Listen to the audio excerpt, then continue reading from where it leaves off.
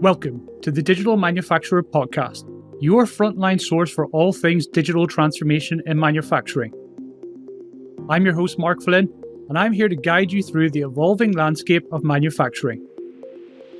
In each episode, we'll uncover the stories of innovation that are defining the industry, offering insights and strategies that help to drive growth and efficiency. Join us as we speak to thought leaders and visionaries who share their journeys and the lessons they've learned along the way. So let's dive into today's episode and discover what the future holds for the digital manufacturer.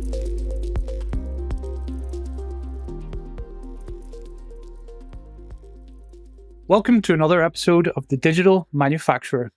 Today, we're thrilled to be joined by Jen Swanson, CEO of Tuckpoint Advisory Group. Jen is a seasoned expert in leading organizations through transformational digital change, particularly focusing on how traditional industries such as manufacturing can reinvent their operating models and workflows in the digital age. With a career spanning over 2 decades, her approach not only embraces technology innovation, but also emphasizes the critical human element in each transformation. Jen, it's fantastic to have you with us today. How are you? I'm great. Thank you so much. And thanks for having me. Brilliant. And can you talk me through your career, just get started, and tell the audience a little bit about how you got to where you are today? Sure. Well, as I think probably is the case with many of your guests, it's a long and winding road. I'm trying not to take too long in explaining it, but I actually got my start in higher education. So from higher education to digital transformation and working with companies that are in sort of legacy companies in manufacturing and legacy financial services and things like that is kind of a big sea change, but it makes sense in my brain. So I suppose that's all that matters. So I started in higher education, and I actually have a master's in higher ed specializing in adult learning theory. So how do young adults in particular, when I was going through school, how do young adults sort of figure out how they're going to make their way in the world, and sort of taking that secondary education and becoming adults, their sort of their civic, individual, not just their intellectual development, but sort of the rest of their selves and becoming who they are, typically through college. That was sort of my focus. And I worked in traditional higher ed in the US for the first part of my career, but really focused on, I always joke, any job that had the word relations after it in higher ed for the first part of my career. So I worked in alumni relations, I worked in corporate relations, I worked in donor relations, and a lot of that was basically, it was experience. We were doing experience work before that was the sort of fashionable term du jour back in the late 90s, and creating really great experiences for students, for alumni, for students and alumni together to really sort of figure out. And I was doing it by and large with business schools. So I worked with the business school here in the Twin Cities for a long time, and really figuring out sort of how networks were sort of creating experiences where alumni were helping students sort of find their way in the world post-graduation. MBA students sort of figuring out how to leverage those networks into jobs and into careers and things like that. And so those experiences, that they were analog experiences, but they were really powerful. And we all sort of intuitively know that now, but I think at the time it was something that was really trying to be created with intent, and curated experiences were something that was really new and novel, something that organizations like universities were really trying to create to be able to help their students get a leg up in the world. And I was really fascinated by creating those experiences.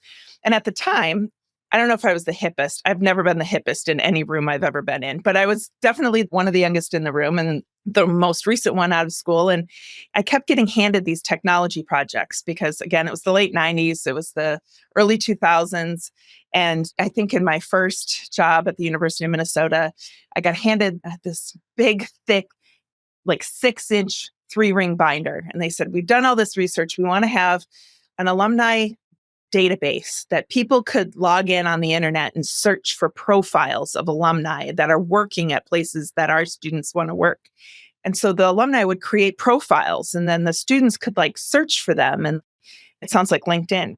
And so basically they said, and we've looked and there's some companies that are like selling it, but we want to build it ourselves. So literally, if I had been smart enough, we were building LinkedIn before LinkedIn existed. And really, if I had been smart enough, I would be not sitting here talking to you, Mark. I'd be off living on an island somewhere, but life had other plans for me. So that's fine. But we were trying to figure out how to use technology to create these kinds of experiences in very different ways. So this kind of like tech analog experience connection piece was it for me from the very beginning. And so my career sort of took off from there. And it followed an education and an ed tech path for a really long time for nonprofit universities. And then I went and worked for-profit universities. I worked for Capella University for a while. And then I made the switch to healthcare, another kind of big, monolithic, very stuck in its ways, legacy kind of industry that really has been pushed by the technology forces. And again, trying to figure out how to drive those kind of digital experiences for technology. And so it was always these kinds of experience pieces.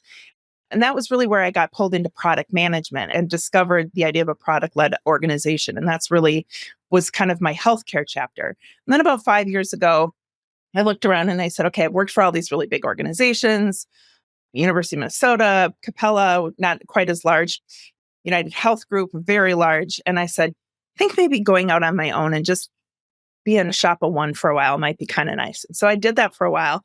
But that phrase, moss can't grow on a rolling stone, I think I'm a rolling stone. So it was getting harder and harder to take on the projects I wanted to take on because I was doing engagements around product strategy and helping organizations think with a product mindset. But it's really hard to do that as a solo person because I would get in and say, hey, here's some ways that we could think about driving these really high touch, engaging digital experiences.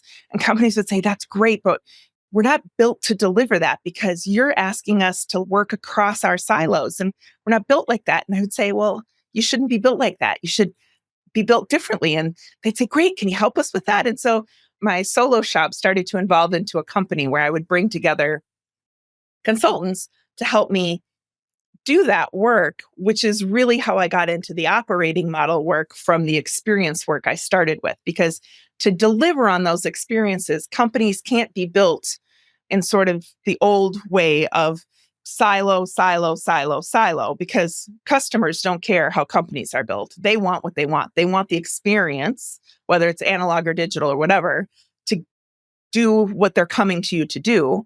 And companies are going, yeah, but you want Division A and Division B and Division C to talk to each other to do that. And we don't work that way. And I'm sitting over here going, well, duh. So maybe you should evolve as a company to be able to deliver on that experience because that's what your customer is demanding of you. And so that's really how my career has sort of gone from that old school education, very analog, into sort of helping companies say, maybe we should think differently about how we're operating as a company to deliver on that customer demand, because how they're asking you to show up is maybe not how you're built. And that's really where I am today with Tuckpoint, is helping companies think in those terms to be able to deliver on those experiences. I love it. I'm really interested in the operating model concept and its importance whenever it comes to transformation, because I suppose coming from the digital world, we are very guilty of putting buzzwords on everything, digital transformation, to name one of the biggest in our field, which gives a connotation that delivering the benefits of a digital transformation rests solely on the technology on its own. But I'm guessing you're going to tell me otherwise. I am. And also, digital transformation, I think the other part of it is that it's two words, digital and transformation. The digital is the technology part, but the transformation is all of the people. Companies are people. That's all they are, at least for now anyways, right? Our AI overlords have not completely taken over. So until they do, companies are made up of people. And so the reality is that the last 20 years, let's just call 20 years of digital transformation, has been, for better or for worse, companies bringing in new technology and sort of slapping them on top of their current org structures. So their current org structures are all of the business division lines right over here. And then there's what they would consider like back office. And technology is usually a back office function, as is HR, as is finance, as is legal and compliance, and all of that other stuff. So they'd say, well, okay, this is all the back office stuff. We don't care about that as much. Like, y'all will just make it work. And then the business units, the P&L gets all the love and glory. And then you're going to slap new technology on that. And you're not going to change how the interaction model across the organization works at all. That's terribly problematic because what you get then is you get new technology that has much higher demands. I mean, I'm old enough to remember when we used to buy software out of the box. And the reason why we have that phrase is literally you would buy a box of software. I live in the city that is the headquarters of Best Buy. So we would go and literally go to Best Buy and you'd buy a box of software and you would open it up and you would slide the disc in. And that's why they call it out of the box. There is no box anymore. Software's all in the cloud and that kind of thing. Everything is custom now, or at least everything is APIs and everything connects. But what you're doing is you're putting all of that power of modern technology on an aging infrastructure of an organization. And you're thinking, oh, it'll be fine. We'll just continue to work down here the same way we always have. And the problem with that is you're never going to get the ROI on that modern technology if you don't think about how your organization is functioning. Not the least of which is your business units not talking to each other. But let's talk about the fact that IT is still thought of as the back office, as the order takers. I'm out here in business unit 1 over here, and I'm just going to throw stuff over the wall to IT and they'll just figure it out. Business is powered by technology today, period. I sometimes will play this game of tell me a business you think isn't powered by technology and I will prove you otherwise. It is 2024. There is not a business in this world that does not touch technology or is not impacted by technology in some way, shape, or form. So technology cannot be the back office room, the sort of like the code dorks in the dark room in the back that you just throw stuff over the wall at and they make it fix. They are a strategic partner in making decisions about what the technology is, how it gets used, and how it's integrated across the organization. Data is the number one reason why, because every time business unit 1 decides to put in, or business unit 2 or 3 or 4, or even at the enterprise decides to adopt a new technology, if decisions aren't made at an enterprise level about how the data that is generated by that decision, by that technology is going to be sourced, integrated, cleaned, and sort of assimilated into the overall data of the organization, you might as well not even make that investment.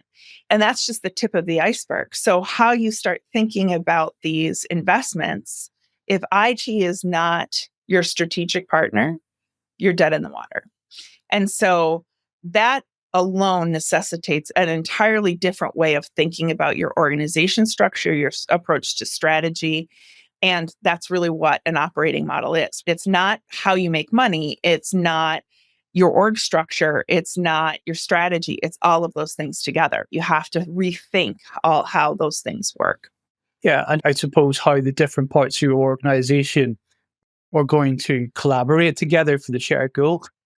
I mean, one of the things that we do find in the manufacturing sector at large is people complain about not having the confidence with technology. So there's a certain age profile and a highly technically skilled worker profile within those organizations that aren't necessarily digitally aware. And the second is, to your point around having the proper target operating model, IT and digital seems to be buried somewhere in the office of the CFO, who is making sure the money's coming in the right channels and trying to pay the bills. So for those type of organizations that really want to embrace digital, what would be your guidance to them? What would you say would be their logical first 2-3 steps? In manufacturing organizations, I have found that the best way in, the entry point, is a little different than in other organizations that we work with. The entry point for us with manufacturing organizations is often the supply chain organization. Because when we are talking about manufacturing, you got to have the supply in and the supply out, like where things are coming from, where they're going to, what your inventory is, all of that. That's where the risk is. And frankly, risk and CFOs, that's their love language, Mark. And so if you can start talking about that and start thinking about where transformative ideas can start to mitigate their risk, I think that the headlines would suggest all of a sudden that maybe the place that everybody thinks they want to start is AI on the factory floor. Okay, maybe someone else wants to tackle that. That's not where I would start. I would want to know about how confident are they in their supply chain data, about do they know, how confident are they, and how confident are they in their predictability, not their responsiveness, but their predictability about where their materials are coming from, about what's sitting in warehouses and what their spoilage rates are and all of that kind of stuff. So what's coming in, what are they storing? How long is it sitting there before it's getting utilized? What's happening once it is utilized, and how long is it sitting before it's going out? Just thinking about that and what their technology situation is in that span of control. Because 9 times out of 10, in my experience, most companies in that span are reactive. They're looking 2, 3, 4 weeks ago about what's happening. They're not thinking 2, 3, 4 months in the future. They can't predict. They're reacting. And that is a recipe for heartburn for most CFOs and COOs and CEOs. And that kind of a flip requires, yes, investment in technology. I think that's a really important piece. But it's also going to require a different relationship between the CFO and the CIO. It's going to require some investments. It's, yes, probably some investments in technology, but also some investments in people that they probably don't have in place right now. And it's going to require some literacy in technology and data at the top of the house that they're probably not ready for yet. And those pieces right there, that's operating model transformation. So that's a combination of technology, process, people, all of those things together. That's really powerful stuff. And that's operating model. That's not just, hey, let's put a new data warehouse in. They might not need it. That's not necessarily what we're talking about. But it may require that there's some new ways of looking at data. It's maybe some new data governance. Maybe it is all of those things, depending on where they're at. But it's an honest orientation of where they are today.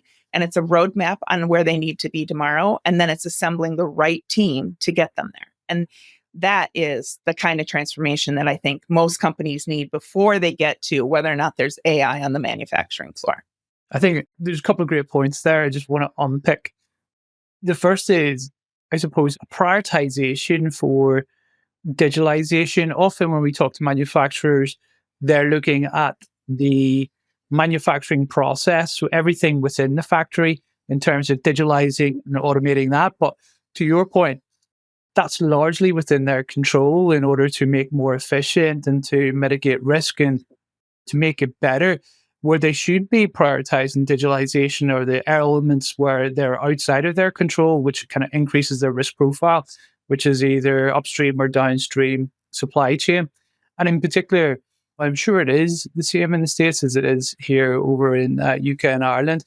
That's where the focus is for sustainability and CO2 compliance and all sorts of new legislation being put upon manufacturers. So understanding that supply chain, both up and downstream in depth, is critical. And then the second point, in order to really get a grasp of that, it's not just about putting in place new technology. It's about changing mindsets around how you interact with that supply chain in terms of monitoring its performance and utilizing the data or the automation of the tools that you can get to help you do that. And that is both a executive leadership level change and responsibility, and also it's at a BAU and day-to-day management and operations. So just leveraging into your kind of education background, what's the best way to educate my manufacturing business to help me become more digital? If I'm an owner of a medium-sized manufacturing business, I probably don't have a CIO. I'm probably second, third gen family business. I've always been in it. I maybe don't grasp digital myself. What's the best way to educate my people and become a digital organization from an education standpoint? I think it's a great question. And I think that the part that is the first and foremost is mindset, because I think one of the things that separates the companies that you just described, second, third, fourth generation, you're right. There's probably not a CIO. It's probably like a head of technology or whatever. And the internal tech team is probably the folks that are keeping the laptops and iPads going, but the big technology is probably outsourced. And there's nothing wrong with that. Like that is a solid model that for many companies of at a certain sort of market cap, that's the right sort of solution. I think the key is mindset. So I've got teenagers, and one of the things my husband and I have always focused on is fixed versus growth mindset. And I think the number one differentiator for companies that are going to make it through these kinds of upheavals, and frankly, let's be honest, we're always in an upheaval time. We have been for the last 40 years, and manufacturing in particular. It has not let up for manufacturing for the last 50 years. But the ones that are going to continue to grow and thrive are the ones with the growth mindset, from lowest paid employee to highest paid employee, of like, how are we going to figure out how to continue to evolve and change, versus a fixed mindset, which is we do what we do and we're just going to like white knuckle it. So the number one thing is to model growth mindset, which is we don't fear change, we lean into it, and we're going to look for what's next. And I think that is incredibly hard, because it is hard to admit that maybe what you need to be successful is something that you don't know already know how to do. And I think it's an antithesis to the human condition, is to say, man, I might not already have in me what I need to be successful. But I think that the companies that can model that from the C-suite all the way down are the ones that are going to be successful year after year after year. So that's number one. And then number two are the ones that can then lean into whatever partners they have. So if they do have technology partners, to say, where should we be paying attention? What do you know that we should know? What corners are you looking around? Who are you paying attention to? So I would look around and say, if you do have technology partners, what can they teach you? What can they share with you? How can they bring you along? And if you don't have those tech partners, or they're not doing that, then I would say, there's a part of me that's like embarrassment of riches right now. There's so many places right now that are putting out really great thought leadership around. I mean, Mark, you're a podcaster, like, let's go listen to Mark's back catalog. Where are the thought leaders that are talking about the things that you want to lean in and listen to? And where can company leaders bring in speakers? Where can there be trainings? How can you bring that into the companies? The leaders bring that work into the companies to educate the workforce. Don't assume your people are going to go out and do it themselves. If it's important to the leadership for your people to learn stuff, bring it into the company and make it easy and no cost, no friction for them to learn what you want them to be learning about and be exposed to. I think those are the things that are really critical. So set the mindset and then make it super easy and frictionless for your people to learn what you want them to learn and be exposed to. I think those are the things that are really important. But most of these companies have those partners because, to your point, they don't have the internal IT staff. Like, ask your partners for help. As a consultant, I get asked for that all the time. Now, we're a small company. We're a boutique firm. I have about 15 consultants, but I have a whole fleet of partners that I turn to when the ask is for training and things like that, that I'm not equipped to do. And I say, well, I can't fulfill that ask, but here are my top fleet people. You want to learn more about product management? Here's who I refer to. If you want to learn about Agile, here's who I turn to. I've got folks who want to learn about DevOps. Here are the top people I know talking on that space. Here are the authors I look to time and time again and thought leaders on these things. And those are the things that I curate my lists. And who do we bring together to be able to say, as a client, here's who I think you should be paying attention to. And I think that's the stuff that we all have to do to sort of raise the tide for companies that are in the growth mindset and want to learn. And this goes back to your kind of statement at the start around operating model, talent development, talent acquisition, talent retention is a critical part of any people-oriented business. It's part of your core operating model.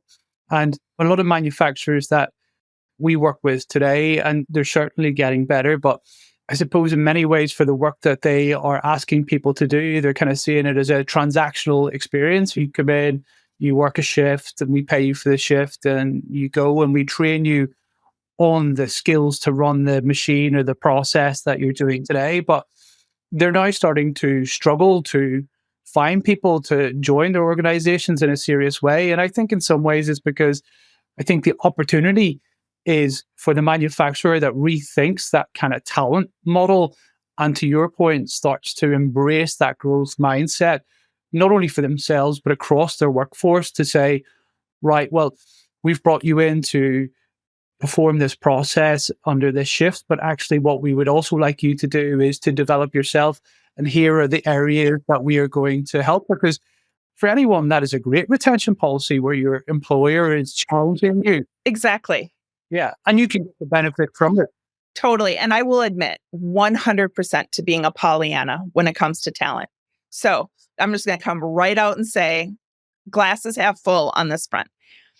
But when I look at global employment rates and when I think about the global talent market, and certainly in the US, I'm more familiar with it in the US, there are huge swaths of our country that are underemployed, especially when you start thinking about people of color and women who have taken time out of their careers to have children, or you think about lower socioeconomic areas of our country that have been hit hard by COVID and poverty and everything else like that. And there are people who are underemployed. So if we were to go and say, listen, here's a good job with good benefits, and we are going to train you well, and we are going to treat you well, and we are going to give you the skills you need. And oh, by the way, once you're here, we want you to learn and grow and develop in this job. I believe that people will want that job and people will want to be committed to that job. And I think it's when we take away some of those things that we say, here's a menial job that we're not going to treat you well at and we're not going to give you growth opportunities in. Those are the hard jobs that people will be like, I don't want to go to that job. I'm looking for a job where I can actually use my brain and my gifts and my talents in. It's the same thing where you say like tech adoption is hard in manufacturing.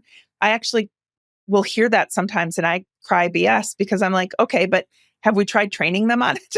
Like, okay, they haven't done it before, but it doesn't mean that they can't do it now if we don't give them the training on it. So I think part of that is change management is a really big part of everything we do, whether we're talking manufacturing or healthcare, financial services, top of the house, manufacturing floor. It doesn't really matter because part of what it is what's in it for me? Where am I today? Where will I be tomorrow? How are you going to help me get there? And is my life going to be better on the other side? And if it means that I'm going to have more skills, my job's going to be easier, or it's going to be more fulfilling, or I'm going to have less menial tasks that I'm going to be able to use a different part of my brain, help me see that and I will get there. And again, that gets back to that growth mindset. And I think the more we can model that and show people the path to it, I believe, and again, Pollyanna, more people will come along with us. I totally agree. I mean, particularly around the piece of I can't do this or I don't understand technology. I mean, if you see a child with an iPhone, they will navigate an iPhone really quickly because they're in that growth mindset. You know, they don't have those barriers of beliefs that they can't do it.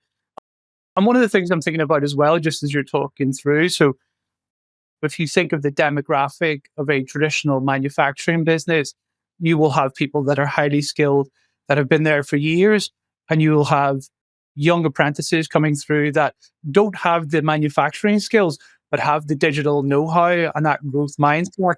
My challenge to manufacturers is the opportunity is to merge them together to get the highly skilled worker who may be looking to retire at some point in the future, teach the more digitally literate apprentice on how to do the skills. The digitally literate apprentice will hopefully turn those skills into some sort of automation to make it easier for themselves or more digitally enabled. And that surely is where the sweet spot is. Yes. And you have to create an environment where that younger person can come in and say, I think there might be an easier way to do this. There might be a more efficient way to do this. What if we, how might we, that kind of thing. That's design thinking. And I think that the technology that we have allowed, or however we want to say it, those children to have so early in their lives, instilled some different ways of thinking and doing in those young people that are now coming into the workforce to say, I think we could do this better, differently, or whatever. And again, if you have a leadership with a growth mindset that says, wow, that actually is a really good idea. And you allow for that kind of idea generation to bubble up. And I know, listen, a manufacturing floor is not an office setting where, like, gee, a way to process a spreadsheet is not the same way that you can assemble a car. Like, I get that that's not the same thing, but there are efficiencies to be gained everywhere. There's always ideas. And I think in any kind of an organization that sort of loosens the mindset enough to allow ideas to generate and bubble up, that's where that opportunity to learn and grow and evolve as an organization goes. And believe it or not, like, that all sounds like, I'm sure there's somebody listening to this that's rolling their eyes thoroughly at me right now.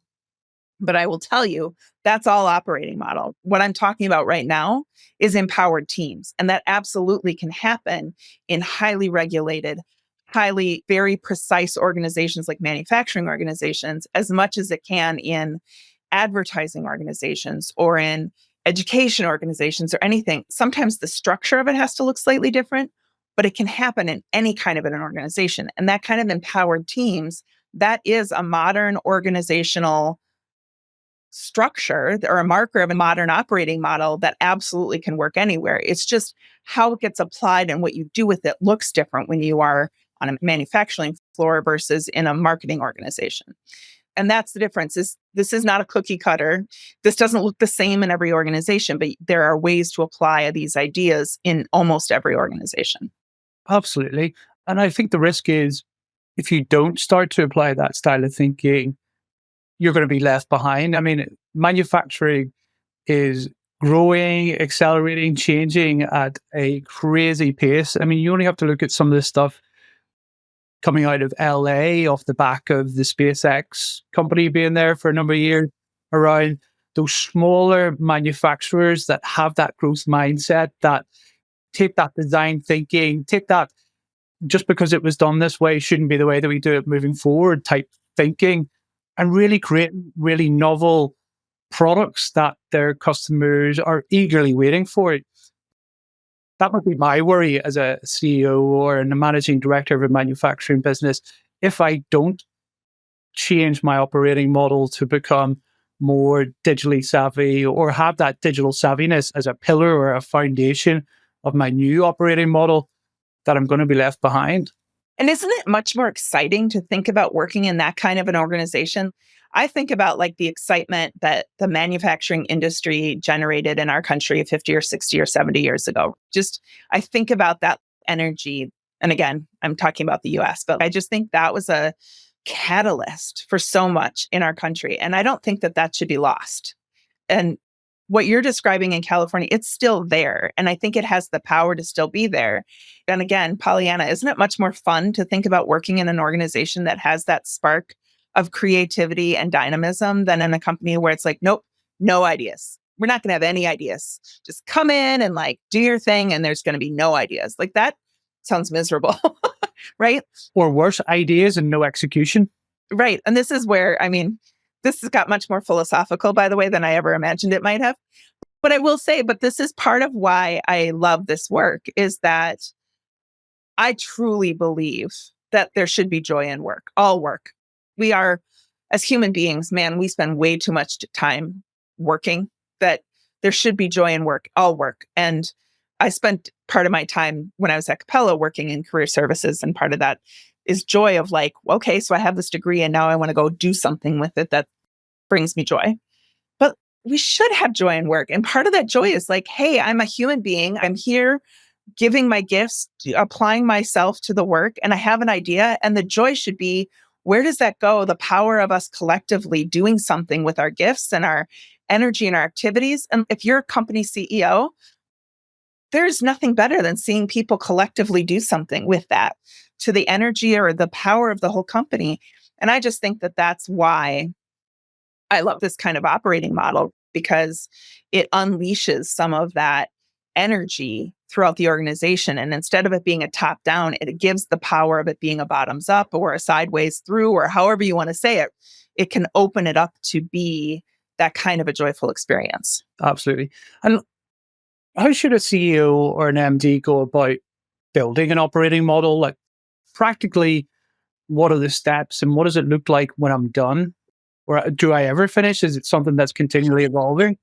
Oh, you have so many good keywords in there. Well, first of all, no matter what anybody thinks, they already have an operating model because all an operating model is how work gets done in a company.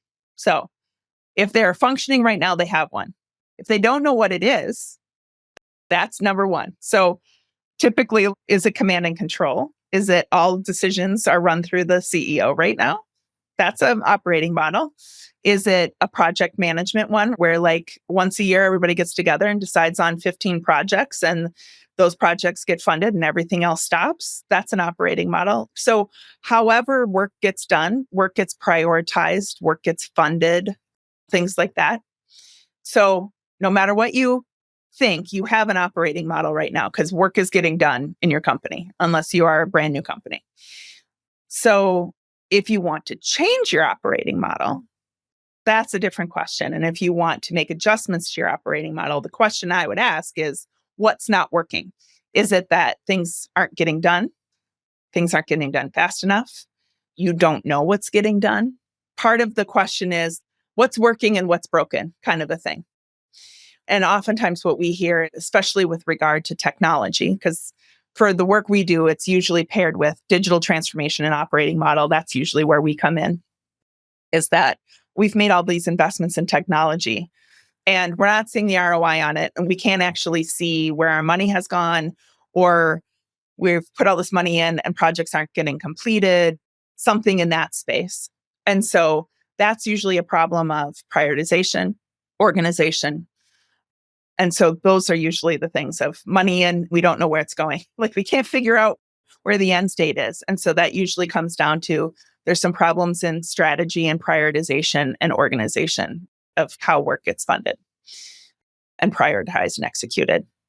So the first question is, what's working and what's broken? And then you got to do some root cause analysis. And then, is it ever done? That's a really hard question. I would say that most transformations, operating model transformations, depending on the size of the organization, the heavy lifting can take anywhere from 12 months in a smaller organization to really small to mid-size organization to like 3 years in an enterprise. And I would say that that's the heavy lifting. And then the getting good at it is something you do forever. It is not something where you're like, we're perfect. We never have to think about it again. It's a lifelong practice. It's like yoga. If you're a yoga practitioner, they will say you never are done with yoga. You never perfect yoga. You're a lifelong practitioner of it. Whereas something you are constantly like looking at and perfecting and perhaps tweaking and saying, hey, maybe we need to make some changes here, or we've maybe gotten a little bit off track over here and that kind of thing. We need to give some focus. But I would say there's the really active, like you're really focusing on it heavy for a period of time. And then you're a lifelong practitioner of it, where you're really thinking about it. I love it. And I suppose as well, it's continually evolving as you're responding to external, internal factors. Yes, market forces, your talent situation, new technology, whatever it is. Is there a best practice to look at within different industries, or is it just a case of researching and finding out what works best for you? Well, that's the thing. So in terms of best practices, what I would say is there's some common operating models. A lot of companies operate as project management organizations. They have a PMO or something similar to that. And there's lots of like certifications and things like that that people get around it and that sort of thing. There's some that use traditional product management, and I use that more in like a CPG kind of way, consumer packaged good kind of way, like a stage gate process where every idea has to go through a stage gate process where it has to be evaluated by a centralized committee. Those are some common methods. If you're in a small entrepreneurial organization, there's some organizations or some models here in the US. There's one called Traction. I don't know if that's made it to Europe.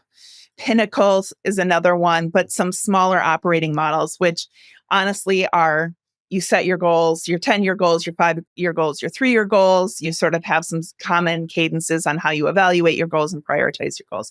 So there's some, what I would consider like branded things. The operating model that I specialize in is a product-led operating model. And with the rise of digital over the last 10 to 15 years, product-led operating model has really been on the rise because of digital product management, different than like a CPG product. So different than a physical, like water, like this mug kind of a thing, product, more of a experience-based product. And so that kind of product management or a digital product management experience product is more focused on, again, that customer centricity, empowered teams, outcomes over output, that kind of thing. So that's a different model. That's the one that we at Tuckpoint focus on. But those are some of them. What you might hear when you go out in the world or you go out and Google, there's some that are like what I would consider branded operating models. The Spotify model is one that people like to talk about a lot. Companies like McKinsey and Bain and Accenture have their own branded models.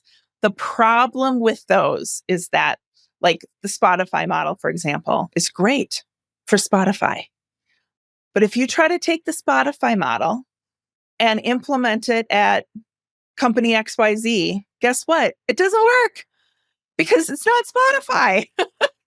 And one of the things I struggle with the companies like McKinsey and Bain that have like their own branded versions is that they're very well thought out and they're very structured, but you can't just take a model and plunk it down in a company. You just can't, because the nuances inside a company, the culture, the structure, the history, all of the DNA that makes a company makes that really hard to just cut and paste. Just the same way that taking the Spotify model and plunking it down at Home Depot just doesn't work, because Home Depot isn't Spotify and Spotify isn't Home Depot. Like, it just doesn't work that way.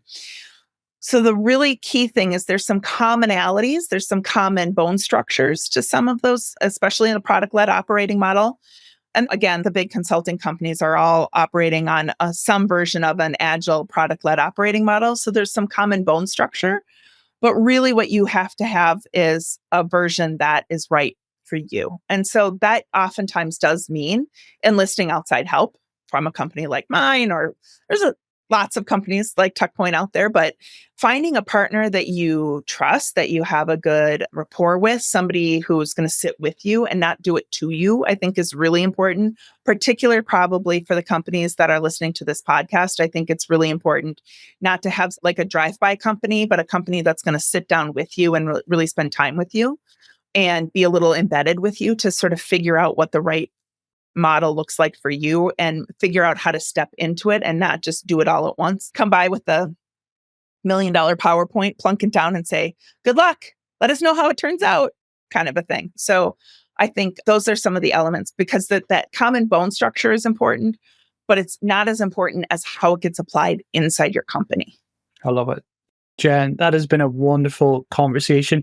I'll have to get you back on to unpick that product-led strategy, but I'm just conscious that I have monopolized your time because I've been lost in what has been a great conversation.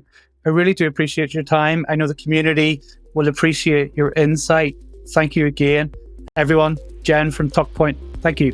Thank you so much for having me. Thank you for tuning into The Digital Manufacturer. We hope that today's conversation has provided some food for thought or sparked new ideas that will help you on your digital journey. To learn more about any of these topics discussed in the episode, head over to our website, www.rubictech.co. If you enjoyed this episode, please rate and review us on your favorite podcast platform to help others join in the digital manufacturing movement. And don't forget to subscribe and turn on notifications so you never miss a future episode.